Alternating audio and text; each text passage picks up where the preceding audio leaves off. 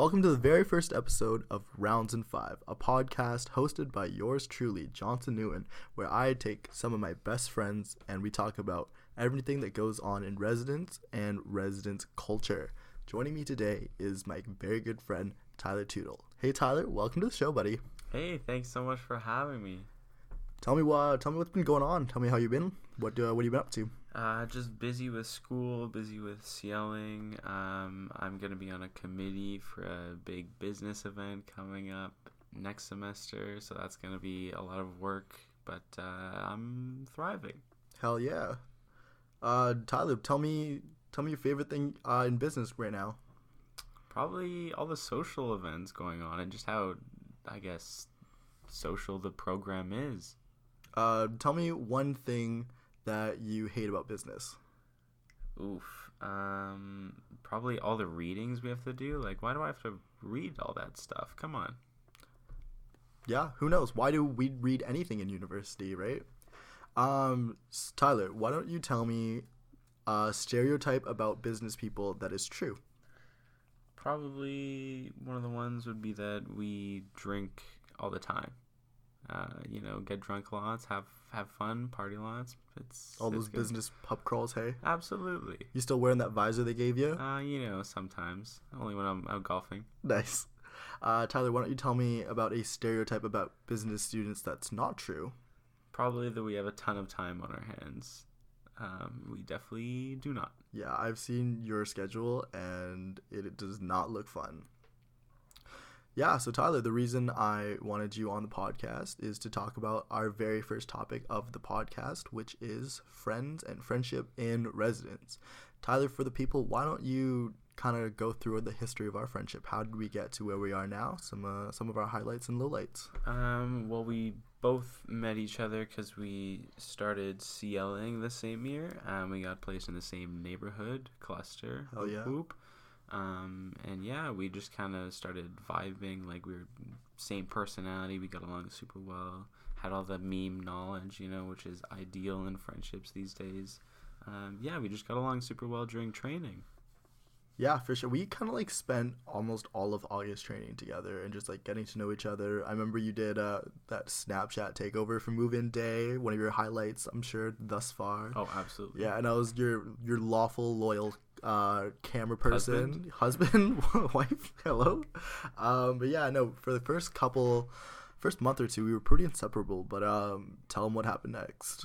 Yeah, so we just kind of started beefing. I don't know, it's kind of weird.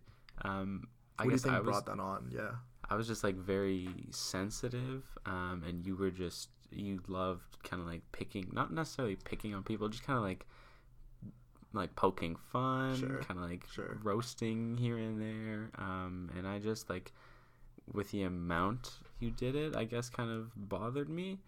Just because it was constant, I just was never used to that. Yeah. And so it definitely bothered me for that first bit. Definitely. I think just from the culture and the community that I grew up in, roasting and teasing was very commonplace. You had to know how to take it, but also dish it out. And that's kind of how you got respect.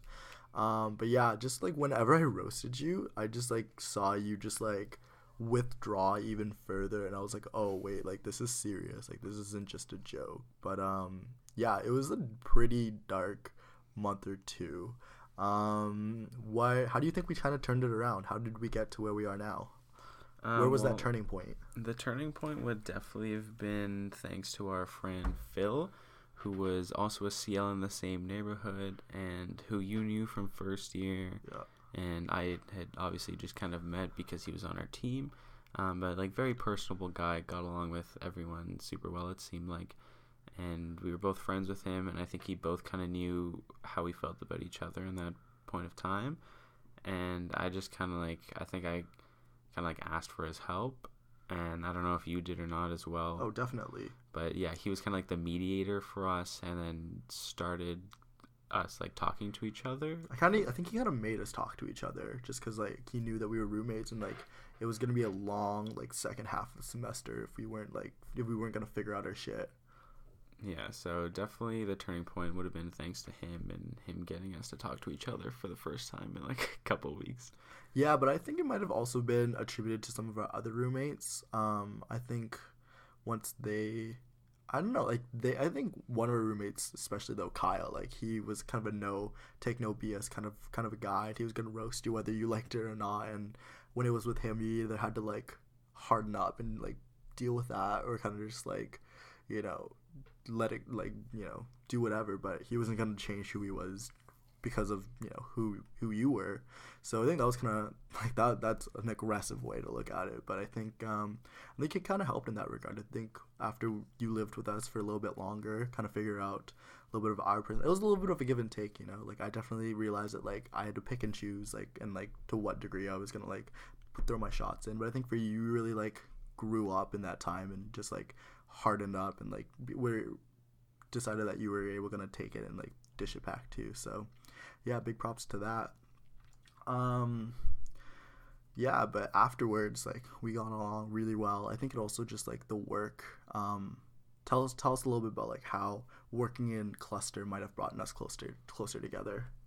Yeah, so basically in residence, cluster is where everyone goes to party all the time, and it's usually where all the drunk first years are. Not even first years. There's second, really? Third, fourth years. There's a 28-year-old who wanted to fight me at one point, but that's a completely different story. Another episode. Yeah, absolutely. And I think just being put in that kind of high pressure and high intensity environment in our first year sealing would make anyone become closer together, just because you have to deal with all of that together, and you understand what the other person has to go through if they have like a hard situation that they have to deal with, or just someone was like being super rude to them. You can kind of sympathize and you understand. You're like, yeah, that happened to me last week. Yeah, but you're also there to support, right? Like, if I saw like a punk ass resident trying to step up to you, like there was no way I was gonna let that slide, and I was gonna jump in there. And I know you would do the same for me too. And so that's like something you kind of just learn in that environment, is that like you gotta have each other's back, whether you're good or not. But like in that moment, and that what really brings you together is that like you're in it together, and like you need to look out for each other, because it's cutthroat, and these residents will eat you alive if you let them. Absolutely. Tyler, why don't we tell the folks some of our highlights in our relationship, something that you really enjoyed, some memorable moments? Yeah, so honestly, the memorable moments have just been like spending time with you, you know, just getting to know you better, even especially just when we haven't spoken for a while, because I mean in second year sealing we were in different neighborhoods, so we didn't see too much of each other.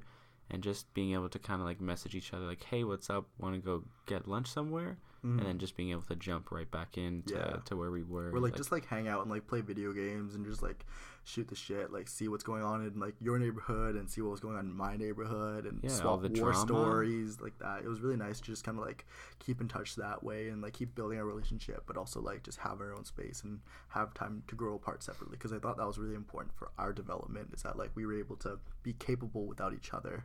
Yeah, absolutely. And then another obviously big one, I mean, you might want to talk about this, the Drake concert that we went to. Yeah, the Drake concert, the concert where I spent $1,000 on 2 tickets, and one of my friends dropped out because they just could not do the finances. But this man, Tyler Tootle, he steps up and he goes to Vancouver with me, and we brave the rain and we brave the cold, and we go to the concert. We see the Migos, we see Drake with his flying Lamborghini. Don't forget Roy Woods opened. Absolutely killed it.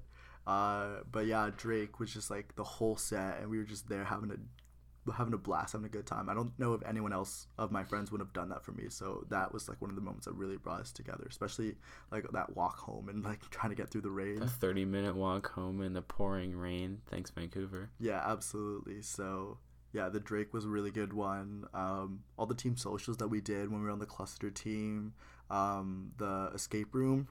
Anyone listening out there, the 2 people out there that's listening, like nothing brings you closer than doing a high pressure escape room together. Like that is one way you'll really get to know someone. Or you just hate them even more. I don't know. It depends. Yeah, that's also true. Like you learn to love it or you learn to hate it. Like, but escape rooms like really figure out your relationship. So mini golf too. Yeah, where golf. I won. Sure. Yeah, still holding that to against everyone. But yeah, mini golf was a good like nice competitive thing that we did. The team cabin, that was a good time. That was crazy. Yeah. That's also another episode, but some stories to be shared there. But yeah, just going camping with someone really brings you closer together. But enough about us, Tyler. Let's help some people. So first question I wanted to ask is, if you were a resident and you just hadn't got to know that many people yet, but you were looking to get out there and like make some friends, like how would you do that? Like what were some things that you do? Yeah, good question. So I think the biggest thing, even though it might seem kind of like bland and generic and everyone tells you to do it, but just step out of your comfort zone. Try new things, like join some clubs, maybe try some intramural sports. Even if you're not super great at it, I mean, it's an amazing opportunity to meet new people that might have the same interests as you, might be in the same building. I mean, in my first year, I went to go play a game of futsal, which is basically indoor soccer, and I met a guy who actually lived on my floor, who I had no idea lived there, and we became super close in that first year. So like you'll meet people who you may become super close friends with, but you might not, and that's totally okay fine. too. Yeah, for sure. But you never know unless you just like put yourself out there and you try and you give it a shot and you're like, hey, what's up? You want to get lunch? Or hey, what's up? Like, what's your favorite movie? You know, just Hey, what's up? You single? Maybe not that one actually. different context, maybe. Yeah. So like once you kind of found some of your friends and you know you're getting to know them, what can you do to kind of like build that relationship and then maintain it? Like, how do you really get to know some people? I think just letting them know that you're kind of there for them, or even just like thinking about them, whether that be asking them if they want to go to lunch or just saying, hey, good luck on your midterm tomorrow. Kind of, they know that you're listening to them and you're paying attention and you're kind of invested in their life in one way or another, and just kind of showing that you're willing to put that effort into the relationship. Yeah, definitely. I think that's really important, especially for my relationships, is that like if I just like get like if my friends know that I'm busy or like I have a midterm or something, I'm just like busy, but they like still they act that extra mile and check in on me, and they're like, hey, like I hope you do well in your midterm, or hey, I'm thinking about you, or hey, I miss you. I think that just goes a really long way to show me that like my friends are thinking about me and that they care about me, and I really think that it's important to do the same to your friends. It's all about feeding and pouring into that relationship to making sure that like it's continually growing and it's healthy. Tyler, what's something that you do for your friends, or you like your friends to do for you to know that like you're loved, or like you know that you love them? Good question. I don't know. I don't know. I like to message them if I know, like, if they have a test coming up or if they're going through a hard time, or just sending them a quick, hey, how's it going? I hope you did well on that test, or kind of thing. Or like, ooh, how was that trip that you went on? Or just trying to remember something that they told you and then asking them about it just shows that you actually care enough to listen. Definitely. And remember something about their lives that's going on. Yeah, I think for you though, what I really like about what you do is that you just like drop memes. You just drop memes on me like in my like DMs, or you just like snap them to me, but like you just like know what my brand of humor is, and like you like share that with me. So I think that's just so like awesome and funny, and just like something that we can connect over, and just like something that keeps the relationship going, because it's so easy to just like tag someone in a meme on Facebook and be like you, or like diss you, or like diss us, and just like get that person to know that like you're connected in that way. Yeah, and it like puts a smile on their face too. And almost always, yeah. It's great. Yeah, memes really bring people together. Bring everyone together. Cool. Next question I wanted to ask you is, so once you've got that relationship kind of built and you're friends and you're getting to know each other really well, how do you kind of like talk about boundaries and set those boundaries so you're not pouring everything into one person? Yeah, tell me some about boundary setting strategies. Maybe talk about our relationship and then that kind of stuff. Yeah, so I guess the big thing for us when we first started being friends was that we never really set those boundaries. I never kind of told you like, hey, I don't like being fucking roasted, and then I never also like told you that I'm like sensitive, that kind of thing, and so you just kept doing it, and I just kind of retreated farther and farther away and had that kind of resentment in a sense. And that, I mean, it like, if we never went through that, we might not be where we are today. So I mean, I don't know, you never know, right? But I think it's important to set those boundaries right away, just so you understand how far you can go with each other, and you don't kind of maybe ruin a good friendship that had started. In our case, we were lucky because right we now work together and we're really good friends. Yeah.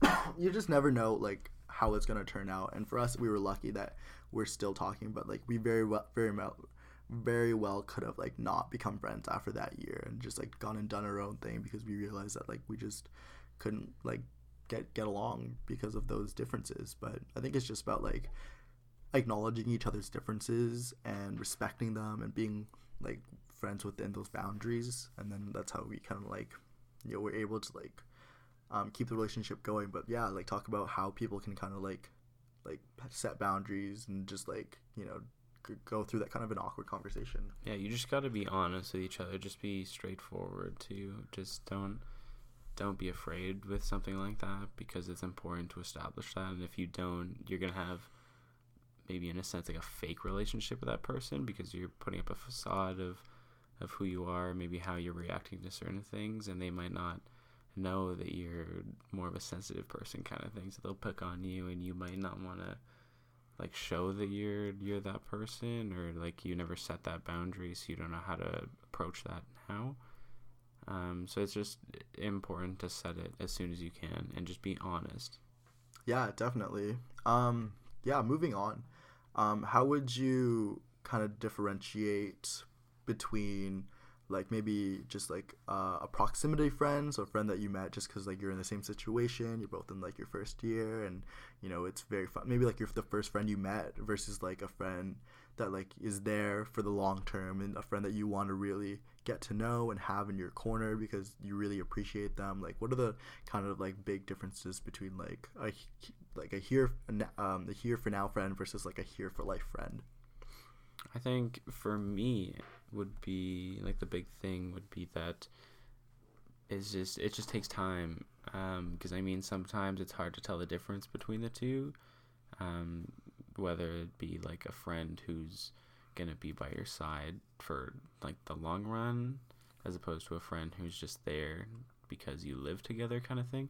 It's hard to tell in the moment, but I think like once you go on, and if you see that they're trying to put effort into the relationship and they're not just like only wanting to hang out because you're the only person there in the moment, is like a huge factor. So if they're willing to put the time and effort into the relationship, and they're going almost above and beyond, kind of like, hey, let's do this, let's do that, let's hang out, as opposed to just like, oh, do you want to go to McDonald's, I guess?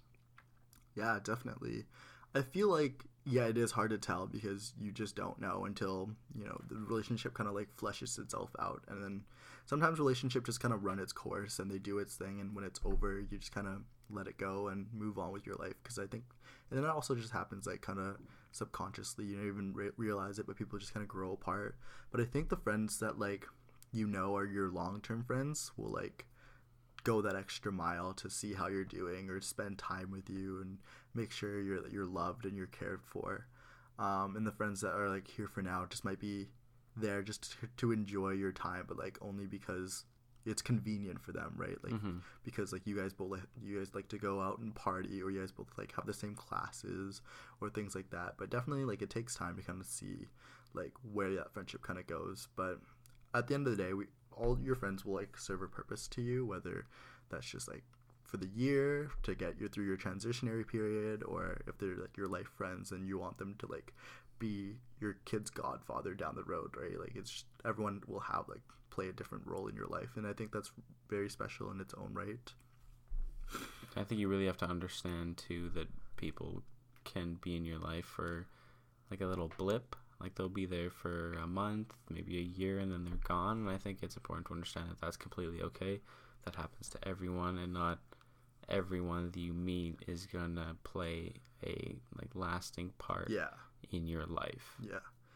I think for myself, like my definition of what a good friend was that like you had to like see them every day or like talk to them every other day. Like, you don't see them every other day and talk to them every day. Just be like so close and connected, and just so be like in each other's life. But like that's obviously not the case in the real world, and it's like we're all so busy now, and we all have our own life, and we all have our other relationships that we need to take care of. So it's okay that like we don't talk for a week and then we check in and see how we're doing, or we don't talk for the summer but we like catch up at the end and then just like see how everything is. Like friendships are just so malleable like that, and they're so like versatile, but people that like you care about and they care about you will like put in that time and do that, and they just won't forget about you.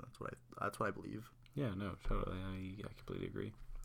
Yeah, so Tyler, we did a deep dive into friendships in life. Is there anything else you want to speak on regarding friends? Not really. I think we covered most of it. Just the biggest thing would be, friends, like relationships you have with them are like babies. You really gotta nurture them, take care of them, feed them from time to time. That'd probably help. Yeah, definitely. But just, like putting the time and effort into making those relationships grow is huge if you want to keep those friends throughout your life. Yeah, definitely. Tyler, thank you so much for being on the podcast. You were a great guest. It was good to talk about kind of like the history of our friendship. Hopefully, we got some more years ahead of us.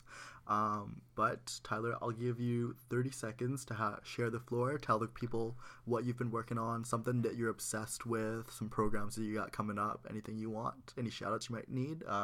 30 seconds, go for it. Yeah, I really don't know. I just want to apologize to all the people out there for my squeaky chair. I know I can move around time to time. I'm so sorry. Nothing really is going on. I have a program coming up. It's called The Breakfast Club. Real original. Thanks. I know I'm gonna be making pancakes. You're gonna be watching The Breakfast Club. It's gonna be my God, it's gonna be crazy. It's gonna be wild. God. Pull up. Yeah, if you are in LR1, or if you're just in the area and you're fiending for some pancakes that are better than the calf's probably, make sure you pull through. Hopefully. And check it out. I want to thank everyone for listening to the first episode of Rounds in 5. It's been your boy Johnson. And Tyler. Your best CLs, your favorite CLs, your dream CLs. Hopefully you tune in next week or whenever I put out the next episode. And thank you so much for listening. Have a good night, folks.